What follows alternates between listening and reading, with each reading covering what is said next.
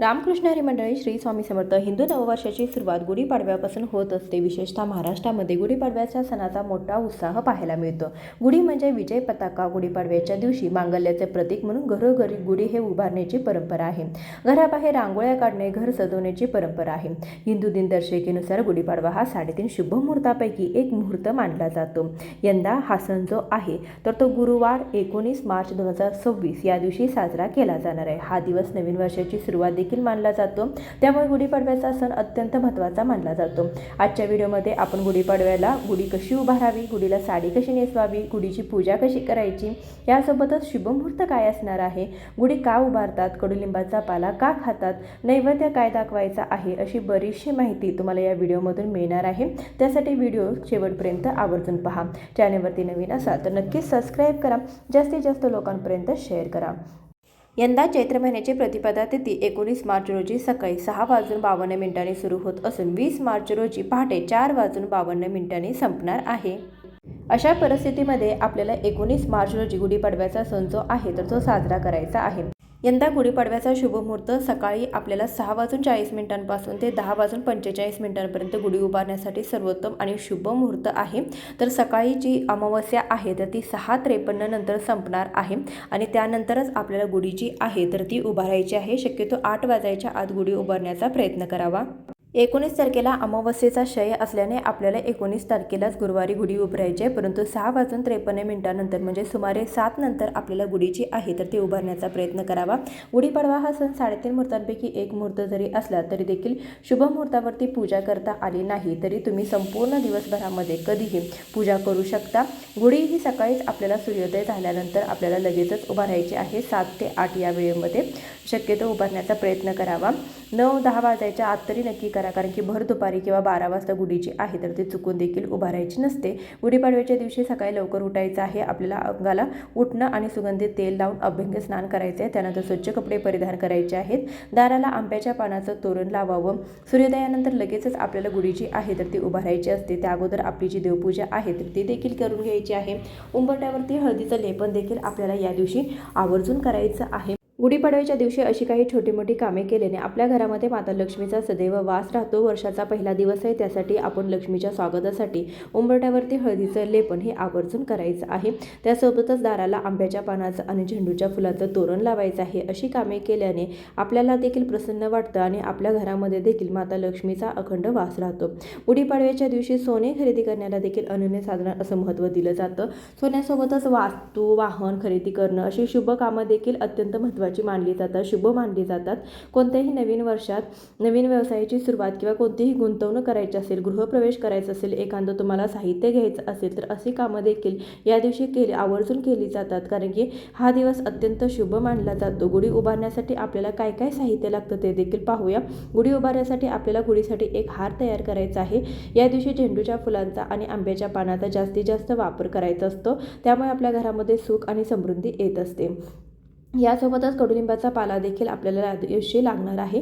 आंब्याचा एक ढाळा देखील घ्यायचा आहे. बरेच जण गुढीला आंब्याचा ढाळा बांधत नाहीत, परंतु शक्यतो आंब्याचा ढाळा बांधावा, त्यामुळे आपल्या घरामध्ये समृद्धी ही येत असते. यासोबतच आपल्याला गुढी बांधण्यासाठी असा लाल पिवळा धागा घ्यायचा आहे. शक्यतो सुतळीचा वापर जो आहे तर तो करू नका, कारण की गुढी उभारण्यासाठी सुतळी वापरली जात नाही. तुम्ही असा धागा घ्या किंवा इतर धागा देखील तुम्ही एखादा घेऊ शकता. नैवेद्यामध्ये आपल्याला कडुलिंबाची पाने, भिजवलेली हरभऱ्याची डाळ आणि गूळ घ्यायचा आहे. अक्षता घ्यायची आहेत, पान सुपारी घ्यायची आहे आपल्याला गणपतीची पूजा करण्यासाठी. कापसाचं वस्त्र, गुळ खोबऱ्याचा नैवेद्य, हळदी कुंकू, ओलं कुंकू करून घ्यायचं आहे. स्वच्छ पाणी घ्यायचं आहे, निरंजन घ्यायचं आहे आणि त्यानंतर एक साडी देखील घ्यायची आहे. नवी कोरी साडी घ्या, रेशमी वस्त्र, घराची साडी किंवा काठपदराची साडी तुम्ही घेऊ शकता. त्यासोबतच ब्लाऊज पीस देखील घ्यायचा आहे. तांब्याचा एखादा तांब्या घ्यायचा आहे. तांब्याच्या तांब्याऐवजी तुम्ही चांदीचा किंवा पितळेचा तांब्या घेऊ शकता. जर नसेलच तर तुम्ही स्टीलचा किंवा तांब्या किंवा एखादा ग्लास देखील ठेवू शकता, परंतु शक्यतो तांब्याचा आणि पितळेचा वापरण्याचा किंवा चांदीचा वापरण्याचा प्रयत्न करावा. स्टीलचा किंवा काचेचे भांडं जे आहे तर ते शक्यतो टाळण्याचा प्रयत्न करावा. याशिवाय आपल्याला साखरेच्या गाठी लागणार आहेत. तर एवढं साहित्य जे आहे तर ते आपल्याला पूजेसाठी लागणार आहे. गुढीपाडव्याच्या आदल्या दिवशीच तुम्ही हे जे आपलं जे घर आहे तर ते संपूर्णपणे स्वच्छ करून घ्यायचं आहे. सणाच्या अगोदरच आपल्या घराची संपूर्ण साफसफाई आपल्याला करून घ्यायची आहे. घरातील जाळं जळमट देखील आपल्याला काढून घ्यायचं आहे, कारण की अडगळ देखील या दिवशी साफ करायचे आहे. त्यामुळे आपल्या घरामध्ये नकारात्मकता जी आहे तर ती दूर होत असते आणि नवीन वर्ष आपल्यासाठी समृद्धीचं जात असतं. गुढीपाडव्याला साडी नेसवण्यासाठी अशा प्रकारे साडीच्या आपण निर्या करून घेतलेल्या आहेत. त्यासोबतच ब्लाऊज पीस देखील आपण प्लेट्स करून पाडलेले आहेत. अशा प्रकारे त्याची घडी जी आहे तर ती करून घ्यायची आहे. त्यानंतर आता बघा, एकटीने जर आपल्याला गुढी उभारायची असेल तर मग कोणी जर मदतीला नसेल तर अशा प्रकारे आपण साडी जी आहे तर ती खाली ठेवू शकता. त्यानंतर साडीच्या खाली आपल्याला काठी घालायची आहे, त्यावरती एक ब्लाऊज पीस जे आहे तर ते ठेवायचे. त्याचे देखील अशा प्रकारे प्लेट्स पाडून घेतलेले आहेत. आणि त्यानंतर गुढी नेहमी उभारताना अशा प्रकारे वरची बाजू जी आहे तर ती साडीशी थोडीशी आपल्याला दुमडून घ्यायची आहे, म्हणजे काठ जो आहे तर तो दुमडून घ्यायचा. असं केल्याने आपली गुढी जी आहे तर ती खाली निसरत नाही. बऱ्याच वेळा काय होतं, आपण जी गुढी जी आहे तर ते काठीला बांधल्यानंतर गुढी खाली निसरत राहते. तर त्यासाठी अशा प्रकारे तुम्ही जी साडी आहे तर ती काठीला व्यवस्थितपणे दुमडून घ्यायची आहे आणि तुम्ही धाग्याच्या मदतीने ही जी साडी जी आहे तर ती काठीला घट्टसर अशी बांधून घ्यायची आहे. पहिल्यांदा आपण फक्त साडी आणि ब्लाउज जो आहे तर तो बांधून घेत आहोत, म्हणजे आपली साडी जी आहे तर ती अतिशय घट्टसर बांधते. आणि गुढीला साडी नेसताना साडी कधीही धुतलेली किंवा वापरलेली घ्यायची नाही. इतरांना आपल्याला दिलेली साडी देखील घ्यायची नाही. अगदी कमी पैशाची का होईना ती आपली नवी आणि स्वतःची साडी घ्यावी. आणि त्यानंतर बघा, अशा प्रकारे आपण ज्या प्लेट्सच्या आहेत तर त्या व्यवस्थित करून घ्यायच्या आहेत. आणि त्यानंतर आंब्याचा पाला, लिंबाचा पाला, जी डाळ्या आहेत आपण आणलेल्या आहेत तर ते देखील आपल्याला बांधून घ्यायचं आहे. त्यासाठी देखील इथे मी एका धाग्याचा वापर केलेला आहे. फक्त सुतळी सोडून इतर जे धागे असतात तर त्याचा वापर जो आहे तर तो तुम्ही करू शकता. इथे आपली गुढी जी आहे तर ती तयार आहे. त्यानंतर गुढीवरती जो लावण्यासाठी आपल्याला कलश घ्यायचा आहे तर तो घ्यायचा आहे. कलशाला देखील आपल्याला स्वस्तिक काढून घ्यायचं आहे. ओल्या कुंकवाने स्वस्तिक काढायचं. स्वस्तिक काढत असताना ते ओल्या कुंकवानेच काढायचं. धार्मिक मान्यतेनुसार ब्रह्मदेवाने याच दिवशी सृष्टी निर्माण केली होती. याशिवाय या दिवसाचं आणखीन एक महत्त्व म्हणजे भगवान विष्णूंनी मत्स्यरूप धारण करून शंकासुराचा वधही याच दिवशी केला होता. त्यामुळे भगवान विष्णूंच्या मत्स्यरूपी जन्माचा देखील हा जन्मदिवस म्हणून साजरा केला जातो. रामायणानुसार याच दिवशी म्हणजे चैत्र शुद्ध प्रतिपदेला प्रभू श्री रामचंद्रांनी वालीचा वध केला होता. वालीचा वध करून रामचंद्रांनी जनतेला त्याच्या त्रासातून मुक्त केलं होतं. त्याचा विजय उत्सव म्हणून देखील हा दिवस जो आहे तर तो साजरा केला जातो. त्यासोबतच रामाने वालीचा वध केला. असुरी शक्तीवर देवी शक्तीने मिळवलेल्या विजयाचं प्रतीक म्हणून देखील घरोघरी गुढी जी आहे तर ती उभारली जाते. विशेष म्हणजे या दिवशी प्रभू श्री रामचंद्राचा 14 वर्षाचा वनवास देखील संपल्यानंतर याच दिवशी आनंद उत्सव साजरा केला जातो. स्वस्तिक हे चिन्ह काढल्यानंतर दोन्ही बाजूला 2 दांड्या देखील मारायच्या आहेत. बाजूला 2 रेषा आपण काढायच्या आहेत. त्या नेहमीप्रमाणे खालून वरती काढा, म्हणजे आपली जी प्रगती आहे तर ती वरवर होत राहते. त्यानंतर स्वस्तिकमध्ये 4 बिंदू देखील द्यायचे आहेत. त्यानंतर गुढीला आपण हार आणि साखरेच्या गाठीच्या आहे तर त्या देखील घालून घ्यायचे आहेत. त्यानंतर आपण तांब्याचा कलश जो घेतलेला आहे तर तो उलटा करून आपल्याला इथे लावायचा आहे. त्यानंतर गुढी जी आहे तर ती तयार झालेली आहे तर ती आपल्याला बाहेर आपल्याला लावून घ्यायची आहे. या दिवशी गुढी आपल्याला मुख्य प्रवेशद्वाराच्या उजव्या बाजूला उभार करायची आहे. बरेच जण आपल्या अंगणामध्ये जी गुढी आहे तर ती उभारत असतात. जशी जागा आहे त्या प्रकारे तुम्ही गुढी जी आहे तर ती उभारू शकता. गुढीची जी काठी आहे तर ती शक्यतो बांबूची असावी, कारण की हे विजयाचं प्रतीक म्हणून देखील आपण उभारत असतो. गुढी ही आपल्याला दारासमोर उभा करायची असते. तुम्ही गच्चीमध्ये, गॅलरीमध्ये किंवा तुम्ही छतावरती देखील गुढी उभारू शकता.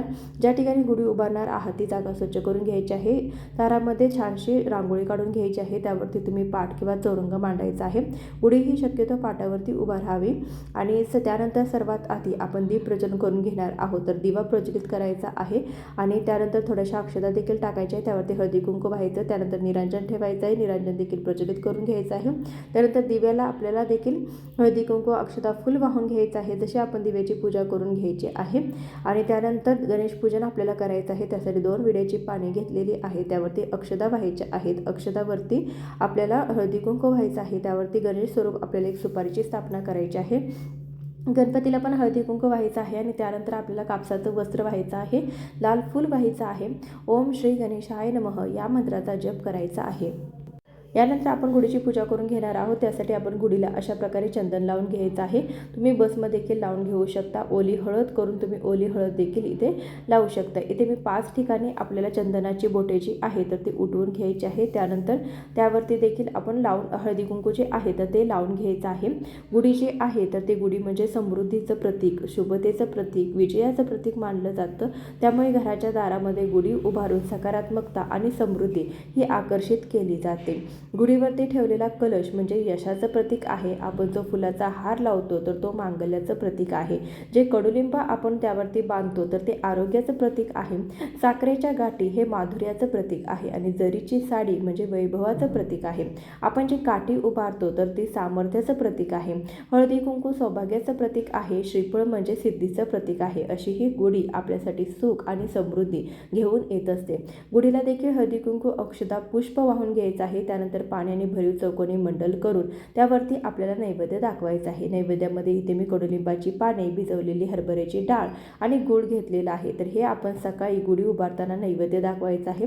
त्यानंतर घरातील प्रत्येक व्यक्तीने ही जी कडुलिंबाची पानं आणि डाळगुळ आहे तर ते गुढीला आपण व्हायचं आहे आणि त्यानंतर आपण सर्वजण घरातल्यांनी मिळून हा जो नैवेद्य आहे तर तो प्रसाद म्हणून ग्रहण करायचा आहे. तर गणपती बाप्पाला गुळ खोबऱ्याचा नैवेद्य देखील आपण दाखवलेला आहे. त्यानंतर कडुलिंबाची पाने घरातील प्रत्येक व्यक्तीने सकाळी रिकाम्या पोटी घ्यायची आहेत आणि धूप दीप दाखवून निरंजनाने ओवाळून घ्यायचं आहे. गुढीची पूजा करत असताना ओम ब्रह्मध्वजाय नमः या मंत्राचा तुम्ही जप जो आहे तर तो करू शकता किंवा कोणत्याही भगवान विष्णूंच्या मंत्राचा किंवा महालक्ष्मीच्या मंत्राचा जप करू शकता. त्यानंतर गुढीकडे आपण घराकडे समृद्धी, समाधान, शांती, वैभव्य, ऐश्वर यावं अशी आपण कामना व्यक्त करायची आहे. नमस्कार करायचा आहे. इच्छा व्यक्त करायची आहे. आपलं जे घर आहे तर ते सुख समृद्धीने भरून जावं अशी आपल्याला प्रार्थना करायची आहे. संध्याकाळी सूर्यास्ताच्या अगोदर आपल्याला सन्मानाने ही जी गुढी जी आहे तर ती खाली घ्यायची आहे. गुढी कशी उतरावी याबद्दलचा सविस्तर व्हिडिओ लवकरच आपल्या चॅनलवरती येईल. अशा योग्य पद्धतीने आपल्याला गुढीची पूजा करायची आहे. गुढीपाडव्याला कडुलिंब का खातात तर होळीचं दहन झाल्यानंतर वातावरणातील तापमान हे वाढू लागते. या वातावरणातील बदलामुळे कांजासारखे आजार जे आहेत किंवा त्वचेचे विकार, पोटाचे विकार, सर्दी, खोकला आदी आजार वाढण्याची शक्यता असते. त्यामुळे अशा वातावरणात शरीराची रोगप्रतिकारक क्षमता वाढवण्यासाठी आणि शरीराचे आरोग्य चांगले राहण्यासाठी नवीन वर्षाच्या सुरुवातीलाच कडुलिंबाचे सेवन केले जाते. गुढीपाडव्याच्या दिवशी कडुलिंब आणि गूळ खाण्याची प्रथा जुन्या काळापासून चालत आलेली आहे. यामागे काहीतरी कारण आहे. ते म्हणजे या काळामध्ये हवामानात बदल होतो आणि हा बदल अनेक आजारांसोबत घेऊन येत असतो. कडुलिंब आणि गुळात अनेक आरोग्यदायी गुणधर्म आहेत जे शरीराच्या आरोग्यासाठी आणि सौंदर्यासाठी खूप फायदेशीर ठरतात. गुढीपाडव्याला कडुलिंबाचा पाला खाण्यामागे पारंपरिक कारणासोबत काही वैद्यकीय कारणे देखील सांगितलेली आहेत. कडुलिंबाचा पाला चवीला कडू असला तरी देखील शरीरासाठी अनेक प्रकारे फायदेशीर ठरतो. गुळासोबत कडुलिंबाचा पाला खाल्ल्याने शरीरातील हानिकारक घटक बाहेर टाकले जातात. ही वनस्पती मानवी शरीरासाठी अत्यंत उपयुक्त असल्याचे शास्त्रामध्ये नमूद करण्यात येते. कडुलिंबाचा पाला खाल्ल्याने रोगप्रतिकारक शक्ती वाढण्यास मदत होत असते. तसेच वाढत्या उष्णतेपासून कडुलिंबाचा पाला संरक्षण करतो. वाढत्या उष्णतेमुळे त्वचाचे रोग प्रमाण अधिक वाढते आणि तसेच त्वचाला खाज सुटणे, पुरळ येणे यासारख्या समस्या उन्हाळ्यामध्ये डोकं वर काढतात. यामुळे गुढीपाडव्याच्या दिवशी अंघोळीच्या पाण्यात कडुलिंबाचे पाने टाकली जातात. हे रक्त शुद्धीकरणाचे काम देखील करत असतात. आजच्या व्हिडिओमध्ये बरीचशी माहिती देण्याचा प्रयत्न केलेला आहे. व्हिडिओ कसा वाटला कमेंटद्वारे अवश्य कळवा. चॅनलवरती नवीन असाल तर सबस्क्राईब करा. जास्तीत जास्त लोकांपर्यंत शेअर करा. भेटूया अशाच एखाद्या व्हिडिओसोबत. तोपर्यंत माझ्याकडून तुम्हा सर्वांना नवीन वर्षाच्या आणि गुढीपाडव्याच्या खूप खूप शुभेच्छा. धन्यवाद.